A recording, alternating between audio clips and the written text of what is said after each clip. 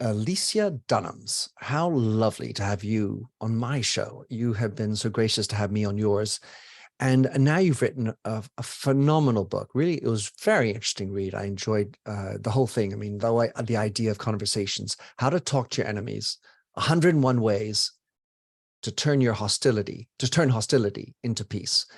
You're also a leadership speaker and certified mediator. And I want to start it a little bit with your background, because you talk about this in the beginning of the book, about how your father went over to England and in the for the US Air Force and met your mum. So an English mum, an American father. Tell us about your background, because obviously this played a very big part of what you do today.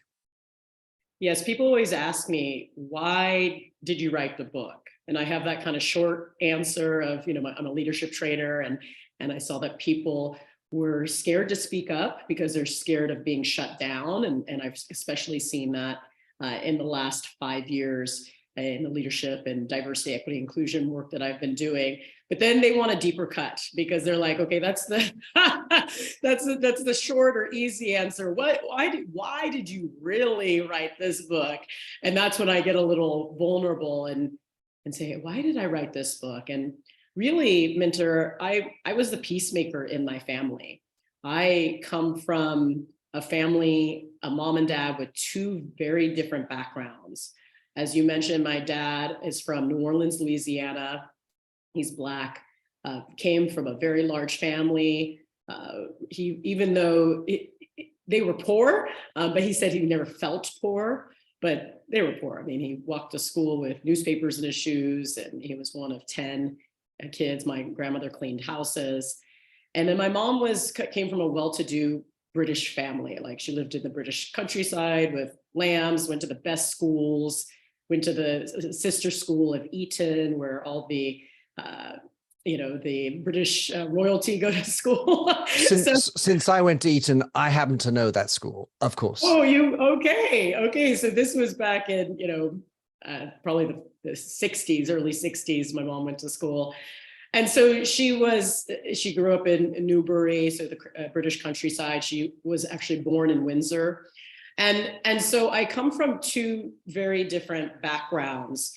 And what I found in my household is that I was the peacemaker between two different cultures, two different races, two different genders, two different experiences. And then my mom and dad always say, well, everyone has marital issues. Yes. And there was other complexities and nuances that I felt that I personally was navigating during that time from a very young age. And I feel very adept at being able to come in and also be a translator, almost like a cross-cultural translator, being able to understand and listen to one person's experience and translate it to the other person.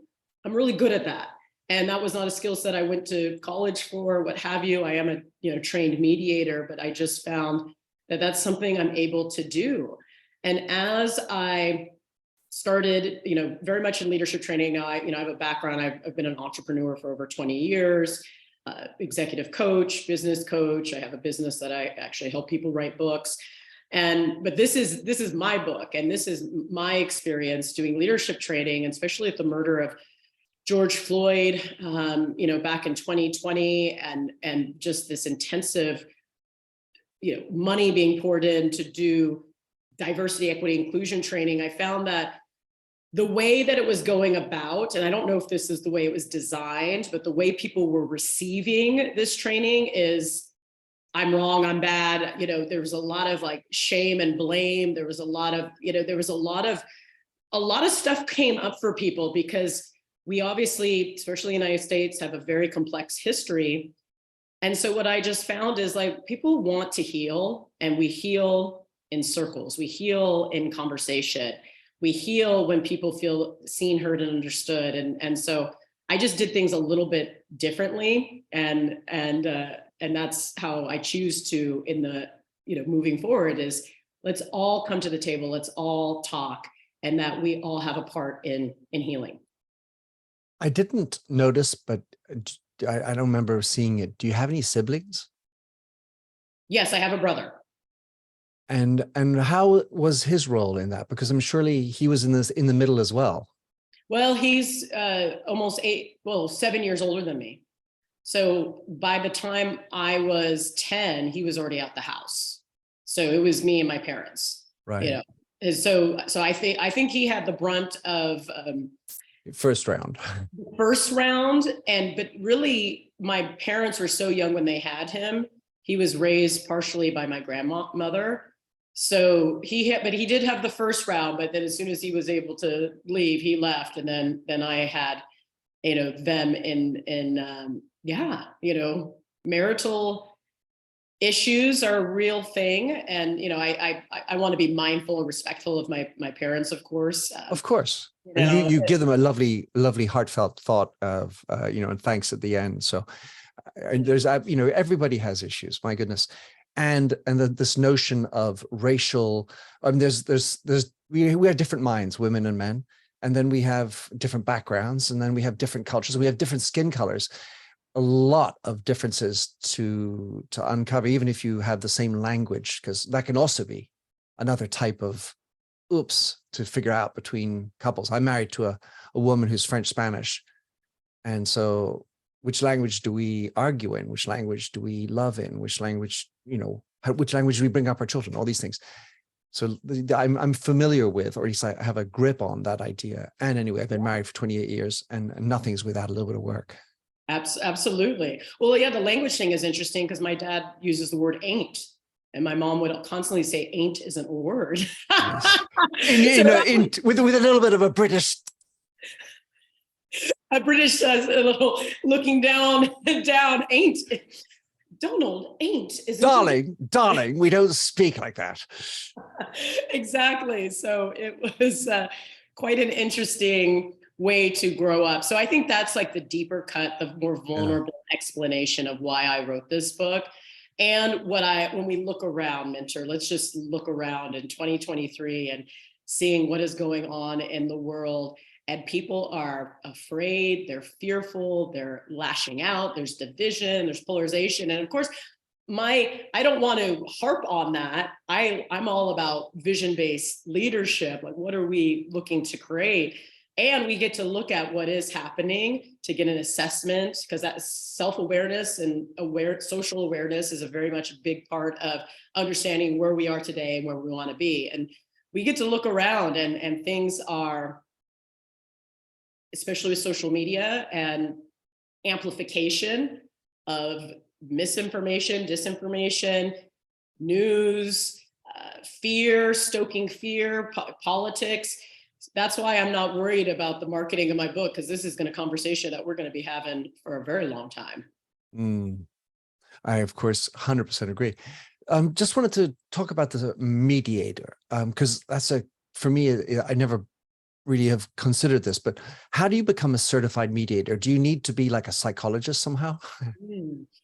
Well, I actually got certified through Restorative Justice, a nonprofit that I work with, where we mediate youth out of the juvenile, penile, or rather juvenile justice system, rather. And so that's how I got certified.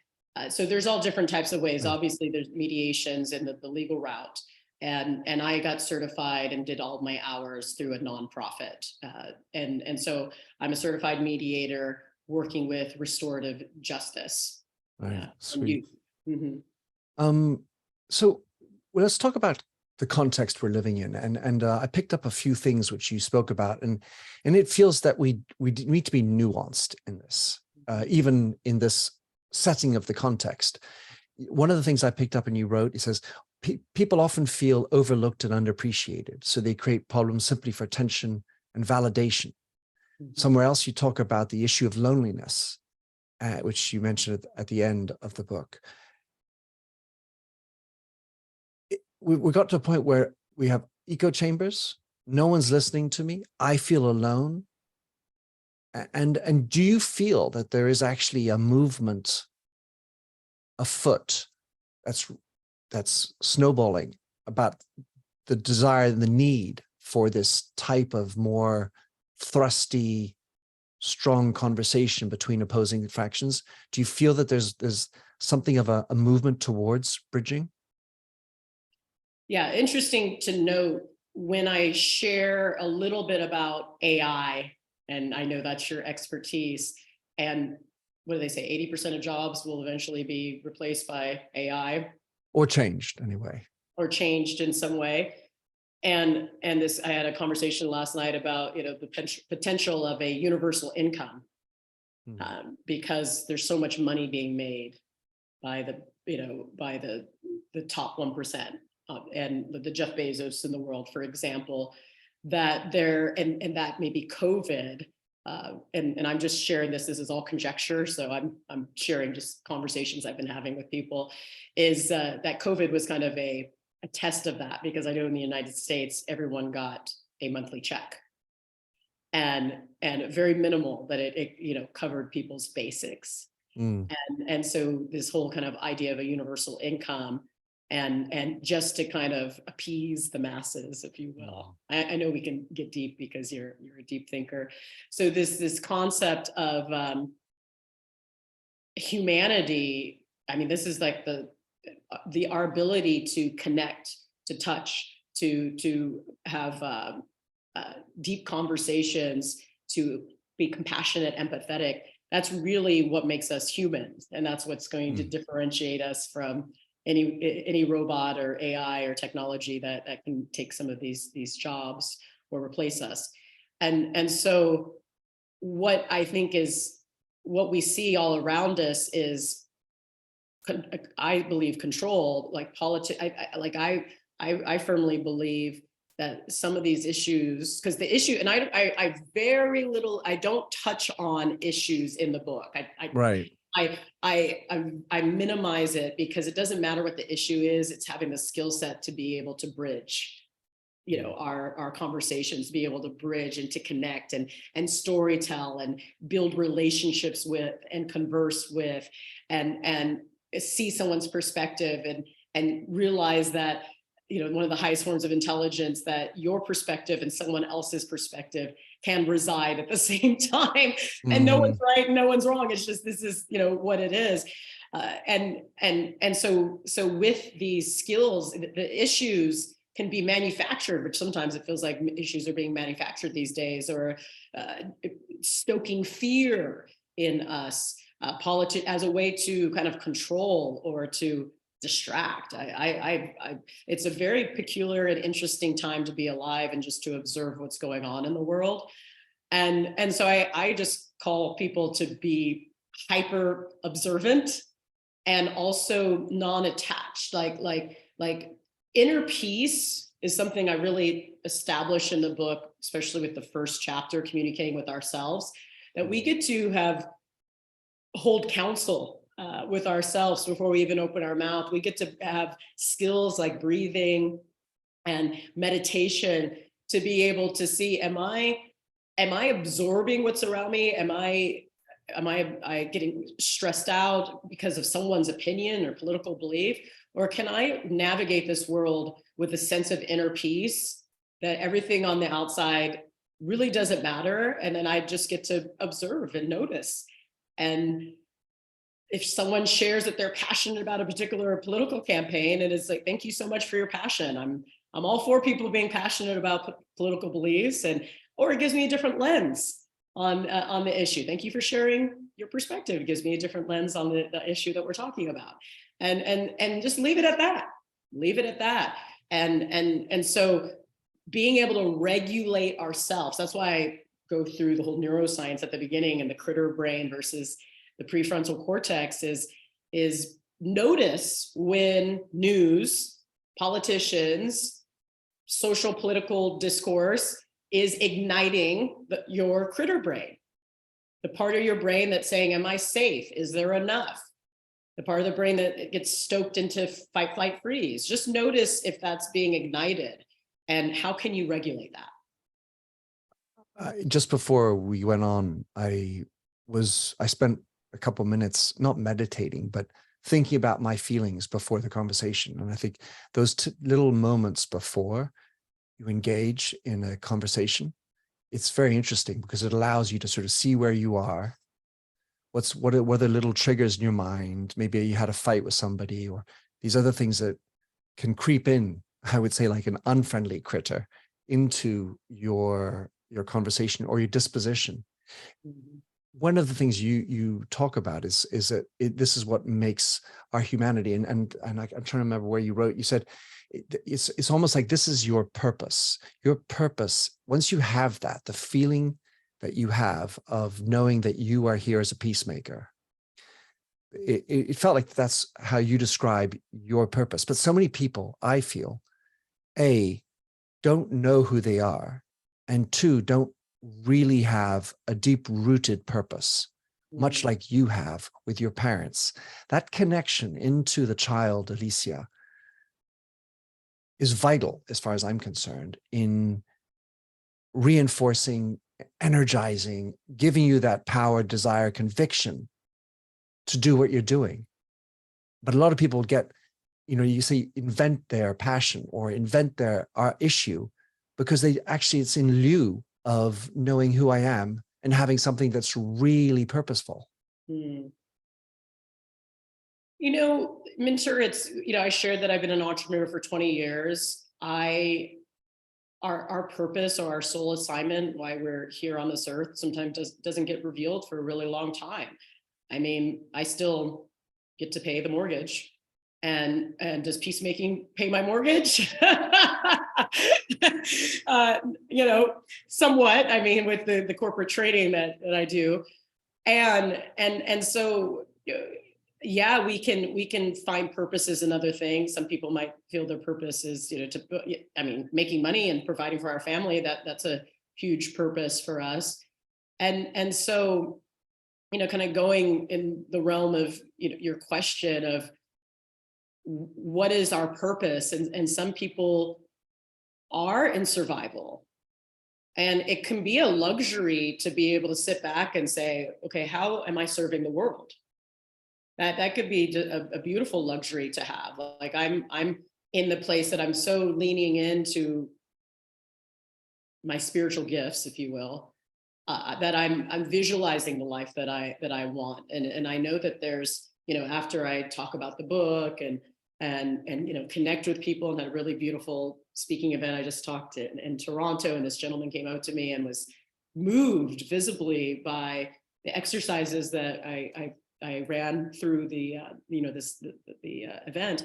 Is there's that, and then there's I have 4 calls to get on, and to drum up business and Bills to pay and things bills to to do. pay. Yeah. So it's an interesting way of being. And once you've cultivated inner peace, to me, that's the biggest self-care flex out there, is to be able to navigate the world and things not shake you to your core. Mm. Now, I'm not saying that I'm not shaken to my core sometimes, but just noticing, oh, I'm being shook to my core right now, and then being able to regulate that through breath work or what have you, meditation, and inner peace is something that I really invite and hope for everyone to be able to tap into that, because the world's going to be challenging us the next days, months, and years to come. And we're already seeing that. And so how can we look at social media and regulate our emotions? How can we look at social media news and not even knowing if it's true what we're seeing? Because now things can be manipulated so easily. And so we get to ensure that our core is that we cultivate that inner peace and equanimity to be able to navigate these times. It's interesting because there's it's like you go on social media and, people, you see, it seems like suicide is up. And I'm sure the numbers probably correlate with this in some way, that mental health, definitely they've done studies on mental health, loneliness you mentioned. So all of these things are sky high: mental health, loneliness, probably people, taking their lives and stuff. And so, or dying by suicide rather. So I so there's definitely something going on, and for us to navigate requires us to lean in. And that's why I plead, kind of the call to action at the end is talk to your enemies. That our next level of evolution and spiritual growth is by digging in and having these conversations. This is to me, that's our next level, because it's easy to hang around people like us and have conversations with people who believe the same thing. I encourage people to go and have opposite conversations with people who challenge you, who challenge your belief, who trigger you, who make you upset, and being able to practice your spiritual way of being with them. Because it's always easy to meditate in the Himalayas when you're in a cave. That's very easy. But can you meditate and have inner peace on the 405 during rush hour traffic? 405 is Los Angeles. So, can you have that? So it's where the rubber meets the road. So when people are enjoying life and have inner peace, yes, that's great. And go talk to your enemies. 100%. I actually, when you said it's easy to talk to people in the echo chamber, frankly, Alicia, I've got to a point where I'm bored of saying the same old things. Mm-hmm. I mean, and plus I shake my head at some of these people and how they get so wrapped up in these thoughts, and it just becomes a recurring record. And I think of the pain and the wiring in the brain. I did find the piece that the quote that I wanted to say, which constitutes how you frame this. Perhaps you're not excited about talking to your enemy yet, but when you reframe it as part of what you are here to do on this great planet, it becomes an opportunity for growth. Interacting with others, even those we may consider our enemies, is at the heart of what it means to be human. I really like that phrase, this idea of growth, because if you look at it this way, like curiosity, and I'm going to learn from other people, and actually, maybe I can change my own mind. Mm-hmm. The power of doubt. Rene Descartes discussed, that's like the basic of scientific method, is the power of doubt. When we assume we know everything, we've already lost. It's doubting everything until we can prove it right. And can we really even prove it right? There's so many different perceptions of the world and truths. And, I know people say there's fact out there, and, fact can even be looked at different ways. Like, when did people take the survey? Or is it the morning and did they have a breakfast? Were they well fed, or were they tired? So there's just so many different variables of reality. And so, yeah, when we reframe that we are here for these challenging conversations, we are here for these disputes, we are here for these difficult conversations, it's a change, and it's a reframe from being emotionally laborious to being emotionally invigorating. One thing I do in the book, and I really read and studied Martin Luther King's "I Have a Dream" speech, and I put excerpts in the book. And one thing that he said in his speech, which is so true, is that our destinies are inextricably bound. We are bound together. Your future is bound to my future. And so there's no division and like, oh, I live in a beautiful house on the hills and I have beautiful organic food every day. If the person down the street is hungry, your life is going to be impacted. And so we get to really examine and look at that.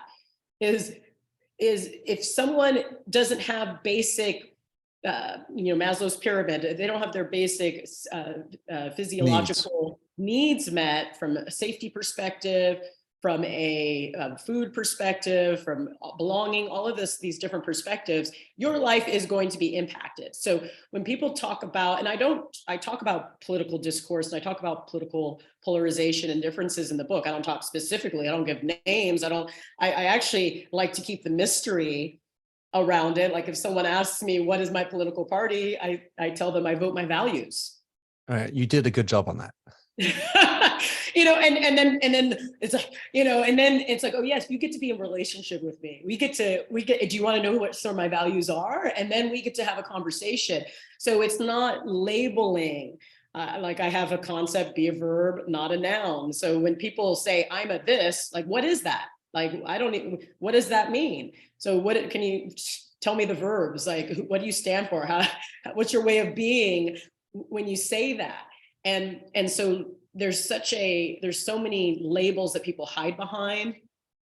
And then there's a lot of identity stuff going on, identity politics. And we get to look at these things. We get to look at why people feel safe in their particular identities and labels, because there is a safety in it. And I studied, I didn't mention it in the book, but I study spiral dynamics. Have you ever heard of spiral dynamics? No, I haven't. What's that? Oh, it's really interesting. And the best explanation, there's a book, and it's a field of study. Two American psychologists came up with it in I think the University of Texas. But Rob Bell, who is actually a former pastor, megachurch pastor, now he has a documentary called The Heretic. and I see him as, just a spiritual leader. He has a really great podcast. I think it's in 3 sections called Me, We, and Everybody. And it discusses spiral dynamics.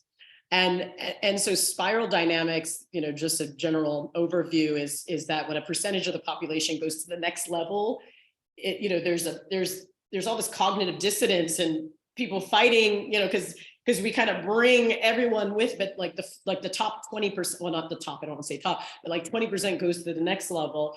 And then the 80% are kind of in the previous one.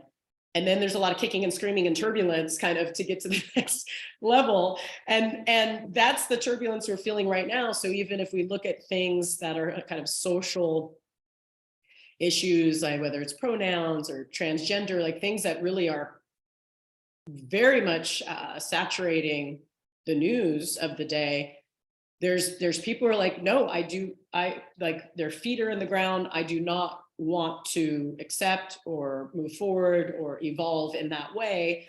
And cognitive dissonance is that mental and stress that comes when your way of life, your belief system, and all of that is challenged in some way by other people's beliefs, or maybe your beliefs have been misproved, or challenged. So it's there's a lot of people who are scared. And so we get to look at that. And so empathy is a two-way street. Empathy is everyone gets to sit at the table, even if you don't believe who is sitting next to you. Everyone gets, it's a two-way street. And so that can be very uncomfortable for people. And we get to sit in that discomfort. And that's the fire. That's the fire at our feet that supports us in our next level of growth. This next level. So you mentioned Michelle Obama's going high, and I think you equate that to conscious living, right? This idea of going next level. The way I heard it expressed by someone else was this: is you're having conversation with another person. You are one, the other person is one. Let us be 1 + 1 = 3. And what is the higher plane of our conversation? Mm-hmm. And it brings up for me a very nitty point for me, which is something I feel, and I'm wondering if you feel, which is, how do you balance the idea of conviction with the flexibility to redress, correct, change your mind by just listening and maybe doubt? Because at some level, if you no longer have any convictions, everything is open field, everything is possible to change, it might feel like you're nobody because you are flexible enough to understand everything. Well, you're getting into kind of the way that I really am committed to living life, that I am. I had a life coach tell me, he said, Alicia, you are a rudderless sailboat. You go where the wind blows, which is interesting because I've lived my life that way. If someone says something interesting, I will follow them for a little bit and see where it takes me. Yeah. Now, adventurous.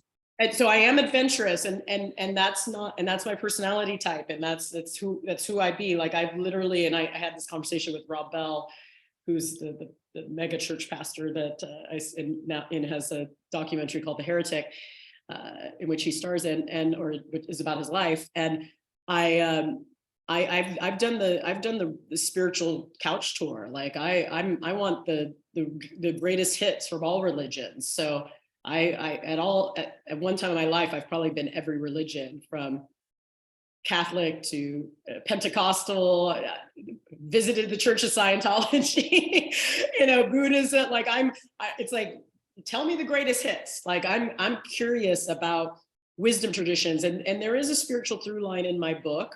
I am mindful because I know that I do corporate training, and so spirituality and mindfulness is kind of interchangeable for me, to be able to meet people where they are, which is a skill set that we get to have when talking to our enemies, is meet people where they are. And so when you talk about conviction, and people are convicted with their religious upbringing or their values or what they believe or particular laws they believe, and they're like, absolutely no go, I don't believe in this, or I am pro this, and whatever their beliefs are, is I swim in the gray of life. Like that there's no these absolutes. It's like what if, because and that's where storytelling comes in. To me, storytelling is the anecdote of hate. That's the anecdote of despair, of disconnection. It's the anecdote of hate, as we said, and fear. And so when storytelling, we swim in the gray of storytelling, because storytelling, there's no like, it's like, what's your interpretation of what happened? And then to hear it through the storyteller and their beliefs. So I have a exercise called What It's Like to Be Me, What It's Like to Be You. And I do that exercise where someone just is an empathetic listener, and someone tells them, like, this is my life, these are my vulnerabilities, this is what it's like to be me. And then you get to repeat back what you heard them say. This is what it's like to be you. Yeah, so this listening. And so what happens is this kind of this connection that happens. And so storytelling is very, very gray in terms of life. So convictions, I can be enrolled. Yeah. Personally. Now, some people might not feel good with me saying that, or they wouldn't want that type of life. I'm not a controller person. My personality, I'm not a controller. Like I can definitely be, if someone says, well, this is I'm gonna stick my big toe in it and see if I experience it, take it on for say, have a little experience, and then I have it wash through my sieve, I think that's called, of values. And if it's, because I know my values like the back of my hand. Freedom is a value, wellness, non-judgmental, open, inclusive, so some of my values. So if something I do doesn't feel freeing, then I'll be like, well, thank you for that experience, and I choose not to. So I'm not afraid of experiences, and I'm adventurous. So that's the long answer there. No, but I love it, Alicia. It's interesting. I a quote that I regularly trot out that is maybe an adaptation from other people's, but it is that adventure without risk is not adventure, and a life without adventure is not life. So that's how like you, I think I'm more in the middle ground, and the idea is like, when you're a lawyer defending somebody, you need to be able to hear whatever the issue is, and put aside your own judgments and do the business. But there are a couple of things. Another thing that really struck me, 2 moments of the book. You talk about, or you mentioned Albert Einstein's reflections that common sense is the collection of prejudices acquired by age 18. And I have been feeling that we have lost our commonality in society, the idea of our ability to commune. And later on in the book, you mention philosopher George Santayana, who said, those who don't remember the past are condemned to repeat it. With that said, I believe excessive focus on the past or differences in historical wrongs can distract us from a forward-thinking path. One of the things that I feel is that, like church in many countries, religion is on the down. The opportunity to commune with different people and have a similar or maybe a common understanding of who we are as a people, that sort of third level that we were talking about before, let's say a national level or a city level or something bigger than just you, me, and the end of the street. This idea of common sense, common understanding of history, common understanding of facts feels like that has broken down in society. And I was wondering how you'd reflect on that. Yeah. Well, my interpretation of Albert Einstein saying common sense is the collection of prejudices acquired by age 18 is that as children, as we're growing up, because at 18, you're still pretty much a child, you're just getting started in life, is that we're experiencing the world through other people's experiences.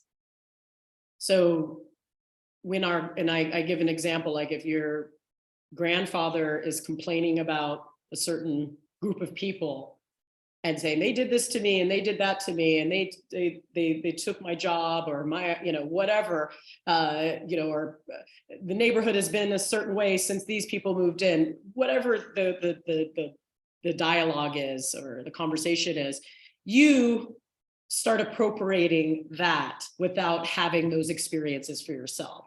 So you are seeing life through the lens of those around you, the people, your church, your community. So when they just say, oh, it's common sense, it's just, that's just how things are. But then you haven't had that experience, but you go into life saying this is the way it is because someone I know or what I heard had those particular experiences. So prejudices are, it's if, as you saw my in the book, I have the slippery slope versus the conscious climb, which is my framework in which I teach unconscious bias. And so our brain is naturally wired to kind of socially categorize people. So we put people into little buckets based on visible things we see and experiences that we've had or things that we've heard in terms of narrative.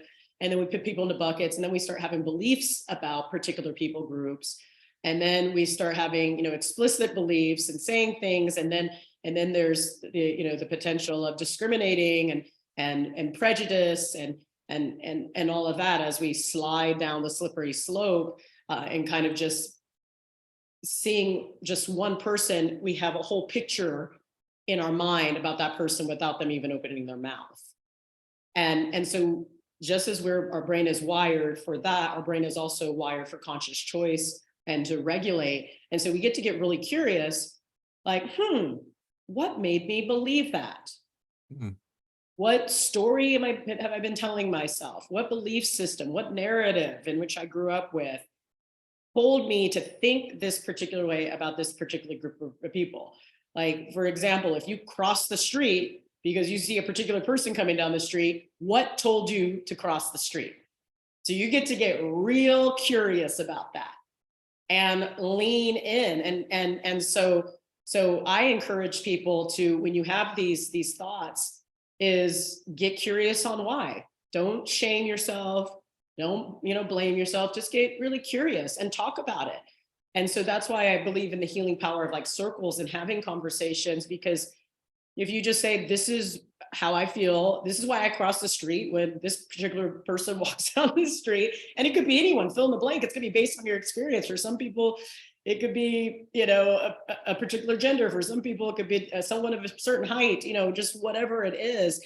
And just get curious about that. So we get to be brave and courageous. I was having a conversation with someone at this conference I spoke at, and she said, yes, well, people can only speak up if the company culture has created the psychological safety for speaking up.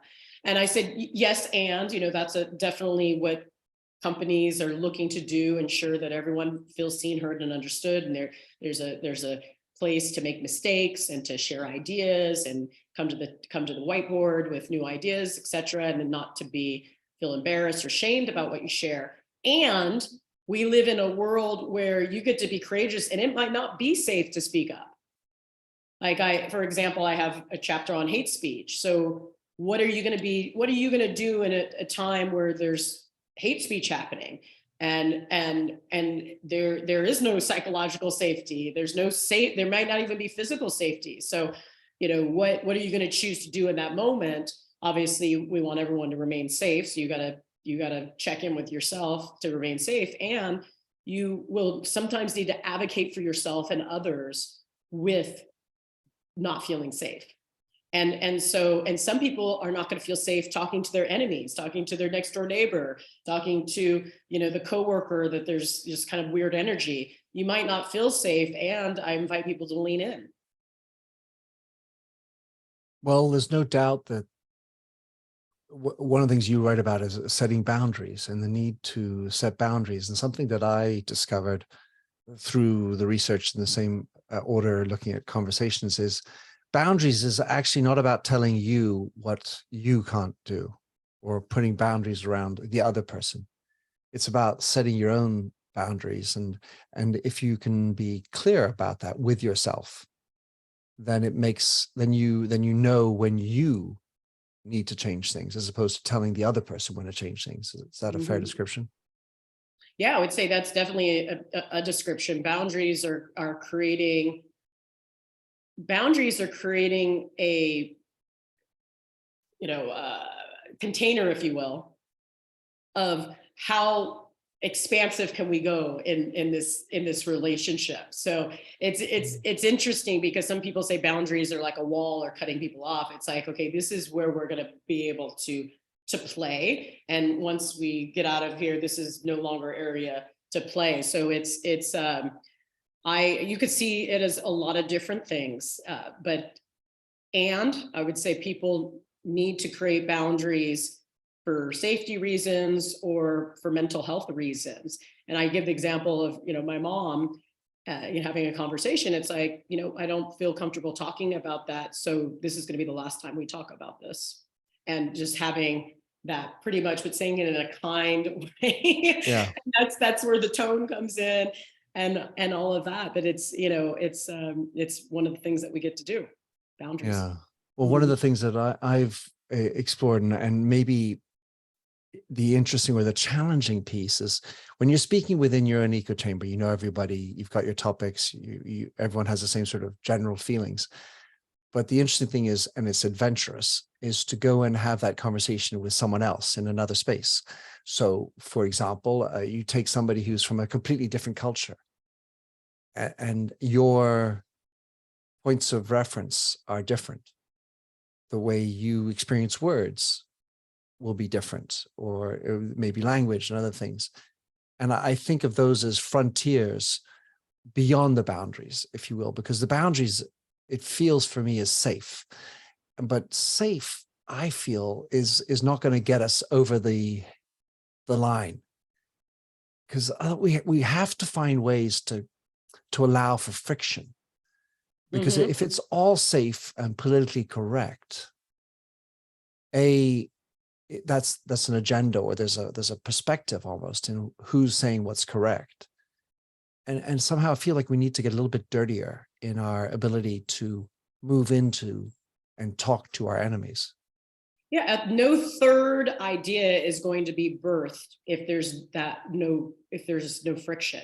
So when the thing is, when one person comes in with their belief system and another person comes in and through that friction, a third idea is co-created. And then that's where there's Nelson Mandela talks about it, is your enemy becomes your partner. And so through this partnering, a third idea can come about or more. And so the dirtiness that you talked about is like going places. It's so interesting. It is such a fine line to toe, because it's meeting people where they are. It's being listening and receptive of what they're saying. And then it's also being enrolled, it's also challenging them in a way that is more of like, oh, I never thought of it that way, versus, you're wrong and I'm right type of thing. So it requires to evoke curiosity. It requires to evoke like a playfulness. It could be probing, but not aggressive in any way. It could just be, and so a lot of times some of the things I say are very playful. Like I have one, like if someone's talking about their political beliefs, and you could say something like, I'm finding your political beliefs challenging and I find value in that. And so it's being it's being playful, and they'll be like, because sometimes people, and I talk about this with a concept called verbal aikido, and with verbal aikido being the Japanese kind of martial arts, in which you don't resist, but instead you let the momentum of someone's hit, you let the momentum fall over, because there's no resistance, because resistance, escalates up. But if you kind of just let them fall over by just being like in the observation, it's a softening that is required of you. And then when you soften, like when you see two animals in nature, obviously two animals in nature, when one softens, they're going to be probably pummeled, when it comes to like a lion and a deer. And when it comes to two human beings, when you soften, the other person softens as well. There's a de-escalation that happens. The escalation happens when there's resistance. Right. But one of you has to be gracious enough to soften, to show that vulnerability. And I choose to be that person. Well, let us that person, yeah. Let us seek out more such people. And Alicia, I love reading your book, love chatting with you about this. Obviously, you have a deep passion and knowledge of it. Give us an idea how people can get your book and follow you, hire you for your work, as you say, and get a better understanding of what you're about. Absolutely. You can go to get your free chapter of the book. You can go to talktoyourenemies.com to get a free chapter and find out more about me. AliciaDunams.com and @Alicia Dunams on all social media. And I am running a campaign at GoFundMe.com/talk-to-your-enemies, where I'm sending a copy of this book, How to Talk to Your Enemies, to every member of Congress, so you can contribute to that. So that's what I have going on. Yeah, and you can buy it obviously on Amazon and your online retailer. Naturally. Alicia, many thanks. I hope to get a chance to break some bread, share some wine, and chat with you in real one day too. Absolutely, Minter. Thank you so much for your time and for this interview.